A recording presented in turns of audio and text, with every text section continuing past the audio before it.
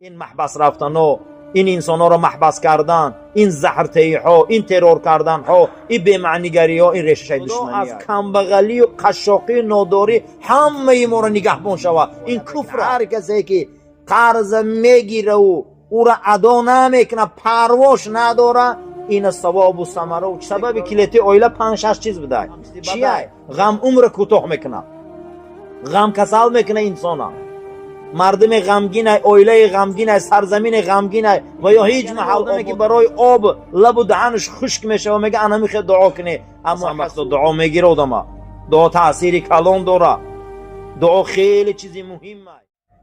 برای چی امروز دعاهای ما مستجاب نمیشه؟ حتی که رومی هم بحث آورده، چی با میگه؟ بحث آورده تشنه و حوض.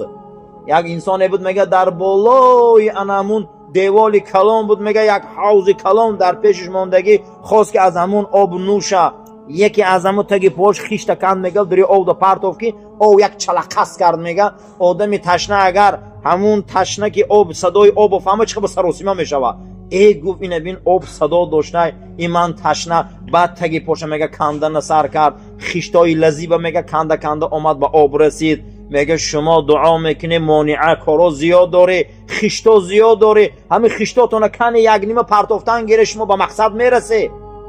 رنگی تشنه دعا کنه، رنگ انمی آدمی که برای آب لب و دهنش خشک میشه و میگه انا میخواد دعا کنه، اما حسود و کاری بد و فعلی بد و رفتاری بد، چند کارایی هستن که دعاها دا مانعگی میکنه، همه رو برطرف کنه، یکم خیشتا رو گیره یک نیمه کنه، با همه آب میرسه، با همه عشق میرسیم. دعاها دا اجمال سراسیمه نشویم، مادم میشینیم هر یک تمون در حق دیگری ما دعای خیر کنیم، قسم به خدا دعا میگیره آدم، دعا تأثیری کلان داره، دعا خیلی چیزی مهمه. حضرت ابراهیم علیه السلام وقتی که میبیاین کعبه رو میسازن، دست میبردارن، دعا میکنن که پروردگارا برای این سرزمین فرزند بده که برای تمام اهل تقوا ایمان باشن، بیده که بندی چند هزار سال رسول اکرم خدا هدیه میتیه. در حق تاریخ دعا میکنن، در حق نبیره و عبیره و هفت پشته دعا کردن در کره که خداوند برای راست هدایتشون کنه، خداوند برای راست برشونه. برای من همیشه دعا کردن در کره، تا که رسول اکرم صلی الله علیه و سلم تعلیمات دعا را زیاد دادن، زیاد تعلیمات های دعا دادن. پیامبر اکرم صلی الله علیه و سلم کلیتی یک جمعیت، کلیتی یک سرزمین، کلیتی یک منطقه را، کلیتی یک ملت در دعاشون در 5-6 چیز معلوم کردن. امروز میگن که کدام وقت آدم کلید میشه و سبب کلیتیش چیه؟ خیلی اویله کلید میشه، سبب کلیتی اویله 5-6 چیز بده. چیه؟ دعا دا پیامبر گفتن اللهم انی اعوذ بک من الهم، اینه بینا پروردگارا، من الغم والفقر والکفر والدین و ضلع الدین و قهر رجال. در یک دعاشون پیامبر شکست یک ملت گفتن، شکست یک اویله را گفتن، پروردگارا من پناه میطلبم ای تای غم. فقط دعا کنیم خدا ما را غم نجاته. غم چیزی بده، غم عمر کوتاه میکنه، غم کسل میکنه انسانا. مردم غمگین، اویله غمگین، سرزمین غمگین و یا هیچ محل آباد نمیشوند. قشاقی، خداوند ای قشاقی پناهته، ای همه قشاقی بد این بیسوادیه. قشاقی معنوی چیزی بده، بیسواد مردم، بیسواد مردم هیچ چیز نیسته. بیسواد اجمال تعریف نکنیم ما. ای غم، ای قشاقی، ای فقر. پیامبر صلی الله علیه و سلم گفتن که الفقر فخری، فقر فخری منه. کدام فقر؟ همین بی لباسی، بی خونگی، بی کاسگی، بی دسترخوانی؟ نه، این فقر کفره. کدام فقر؟ گفتن جناب پیغمبر گفت خدا ماشین داده، دو دستگاه داده، پول داده، مال داده، سرمایه داده، ثروت داده، سلطنت داده، همین را ابدی ندون، این همین فقیری بوده. همین فقر، فقر رسول اکرم بوده. بهترین لباس رو پوشه، بهترین خونه را گیره، بهترین ماشین را گیره، بهترین دسترخوان را کنه، لیکن را نغز دانیم که همین را ابدی ندانیم، این همین فعل رسول اکرم ده. جناب پیغمبر چی لباسایی میپوشیدن، چی خوشبویایی میکردن، چی زیبایی ها داشتن. صحابه ما بسیار سرمایه دار بود.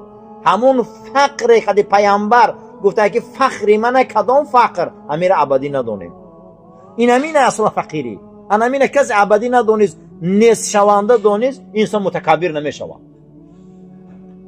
فخر چیزی بد میشود.